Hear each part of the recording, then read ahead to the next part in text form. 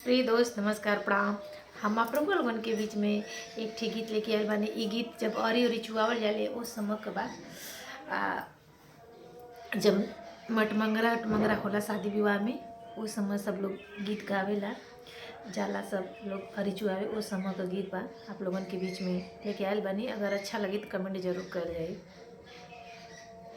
टूट जाला मोतियन की माला, अंगना हम कैसे बहोरी। टूट जाला मोतियन की माला, अंगना हम कैसे बहोरी। एहिरे अंगनवा में ससुर जी हमारे, एहिरे अंगनवा में ससुर जी हमारे।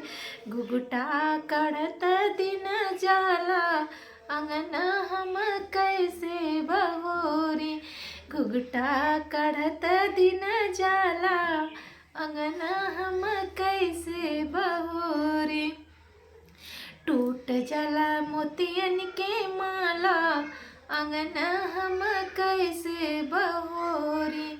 एहिरे अंगनवा में भसुर जी हमारे, एहिरे अंगनवा में भसुर जी हमारे। घुघुटा काढ़त दिन जाला, अंगना हम कैसे बहोरी। टूट जाला मोतियन के माला, अंगना हम कैसे बहोरी। एहिरे अंगनवा में सैया जी हमारे, एहिरे अंगनवा में सैया जी हमारे। नजर नहीं हट पावे, अंगना हम कैसे बहोरी। टूट जाला मोतियन के माला, अंगना हम कैसे बहोरी। अगर गीत अच्छी लगी तो कमेंट जरूर करिए। आप लोगों से हाथ जोड़ के प्रार्थना बा आप लोगों से।